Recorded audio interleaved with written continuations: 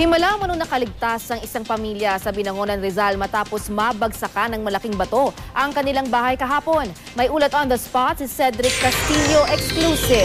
Cedric? Yes, Lala, hindi na raw babalik sa kanilang bahay ang pamilya Butil matapos itong sirain ng mga naglaglagang bato na halos kumitil sa buhay ng buong pamilya. Sa laki nga ng batong ito na halos sumakop na sa buong bahay ni Gina Butil at ang kanyang mga anak sa Purok 6, Barangay Ithan, Binangonan, Rizal. Milagro raw na maituturing na nakapanayang pa natin ang mag-anak.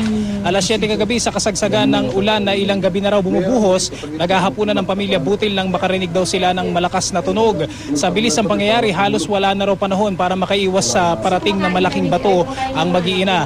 Pero kung nahuli-huli pa daw ito ng kaunti at natsyempong natutulog na ang mag-anak, pihadong natabunan na raw sila ng bato. Sa mismo mga kwarto kasi ito bumagsak. Sugatan sa pangyayari ang lalaking anak na si John Christopher matapos maipit sa mga natabunang appliances.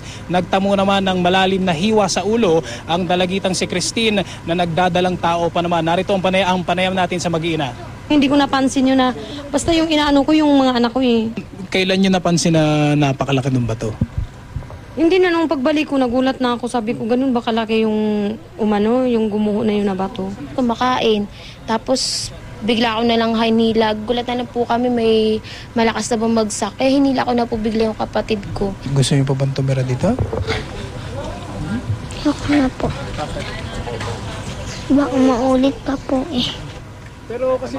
Pansamantala munang makikitira sa mga kapitbahay ang pamilya. Ayon sa mga residente, bahagi na ng kanilang pamumuhay ang pangamba na anumang oras may mga batong guguho mula sa mataas na bahagi ng lugar. Sa kabila nito, tila wala namang balak na lisanin ang mga residente ang purok. Sa ngayon, pag-aaralan pa raw ng lokal na pamahalaan kung tuluyan ang paalisin ng mga residente sa palibot ng mga gumuguhong bato.